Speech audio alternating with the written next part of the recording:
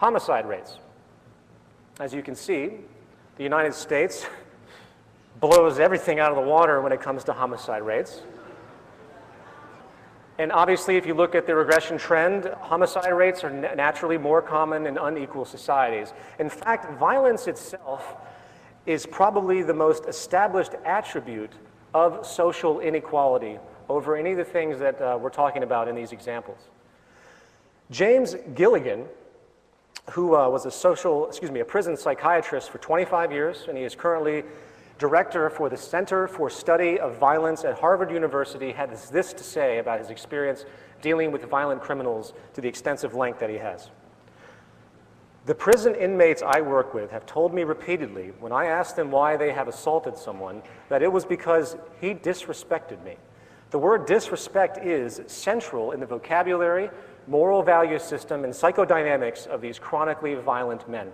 I have yet to see a serious act of violence that was not provoked by the experience of feeling shamed and humiliated, disrespected, and ridiculed, and did not represent an attempt to prevent or undo this loss of face, no matter how severe the punishment.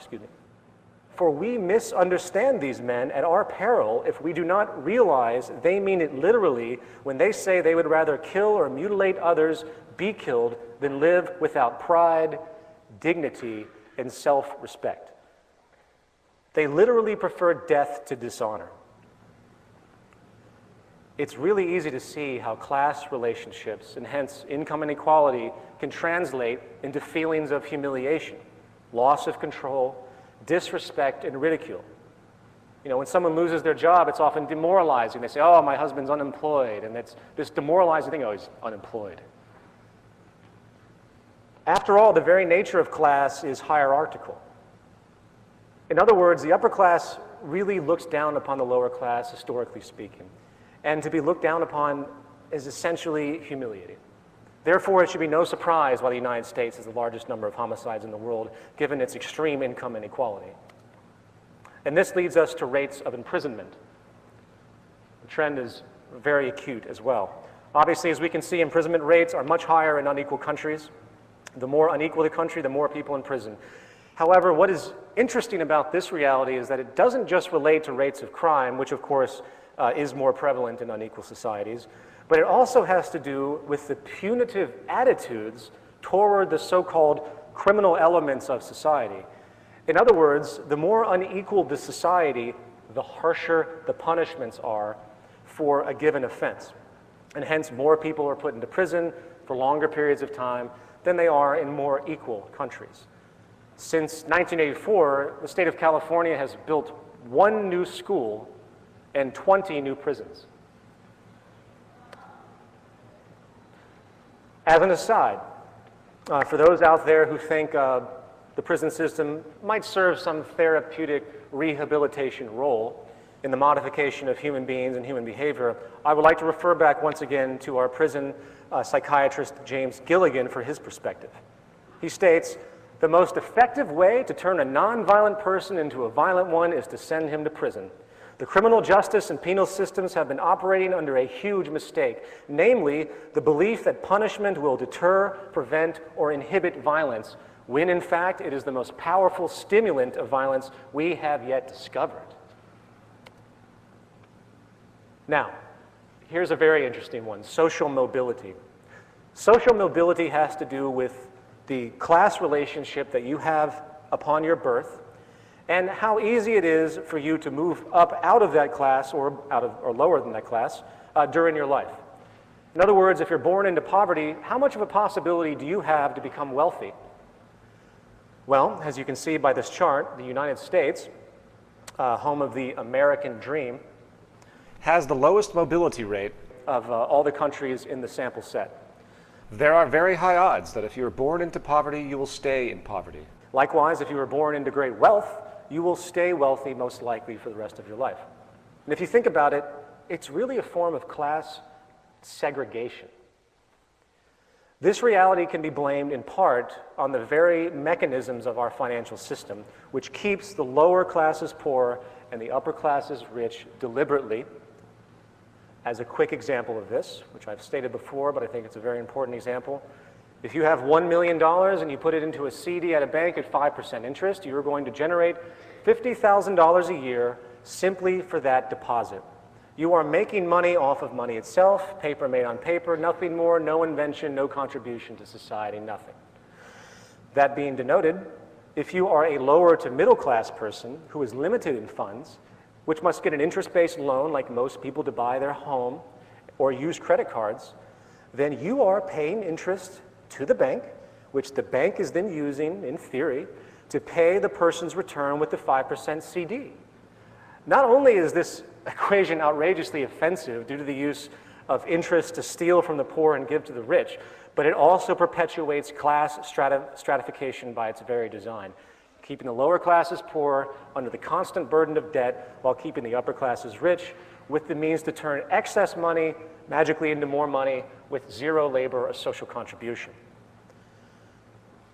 This is only one mechanism, by the way, which is used to make sure these class attributes or class segregation is maintained.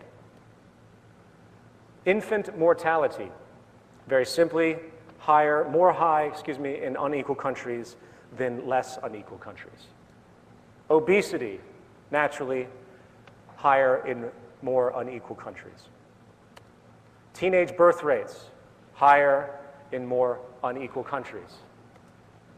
Innovation, I love this one, because it's a total slap in the face to all of those party line toting market enthusiasts who seem to think that the competitive-based incentive system of seeking profit translates into new innovations for the common good. I'm sorry to say, that isn't the case whatsoever.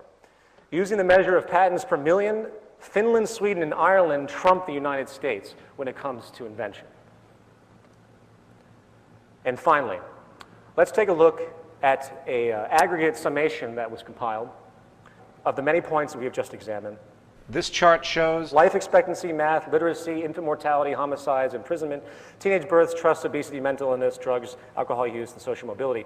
As you can see, in the United States, with the highest level of stratification, we are the absolute worst. And just to make sure you understand this analysis clearly, here is a chart showing absolute income of the same thing you just saw. As you can tell, there is no pattern. There is no trend regression line. Here they are side by side, so you can see how viable this information really is. The trend is very clear about the ramifications of inequality in a given country or social environment. As a final point on this topic of inequality and its consequences, I want to bring up a study called the Whitehall study, which was in 2 rounds, 1 and 2, stretching over, I believe, about 60 or 70 years. Professor Michael Marmont of the Department of Epidemiology and Public Health at University College of London was the director of these studies. He used the British civil service system as the subject group, and they found that there is a gradient of health quality in industrialized societies, which is not simply a matter of poor health for the disadvantaged and good health for everyone else. Something else was happening. Remember, this is the UK, which has socialized healthcare. So everyone essentially has equal access to the same amount of healthcare. They found, regardless of this, that there was a social distribution of disease as you went from the top of the socio-economic ladder to the bottom. And the types of diseases that people would get would change on average. For example, the lowest rungs of the hierarchy had a 4-fold increase of heart disease-based mortality compared to the highest rungs. And this pattern was, to a certain degree, again, irrespective of access to healthcare. This is just one example, by the way. It's a gradient of health problems that emerge that cannot be explained by absolute income. And it, in fact, goes back to the stress response if you go into it and research these points. Even in a country with universal healthcare, the worse a person's financial status and position in the hierarchy, the worse their health is going to be on average. In other words, people in higher socioeconomic positions, those higher in the pyramid, live longer, enjoy better health, and suffer less from disability, while those of lower socioeconomic status die younger and suffer the greater burden of disability and disease. This comes in the form, again, of a gradient, meaning that from the higher upper class straight down to the lower class, bottom class, each successive step down or up the socioeconomic ladder constitutes a respective quality change in a person's health. The bottom line is that there's a great deal of statistical data that screams that living in a more equal society is more healthy and productive for about 99.9% of the population. It is only those at the very tip of the pyramid that could be considered unaffected by the disease known as social inequality. Equality benefits everyone, in other words.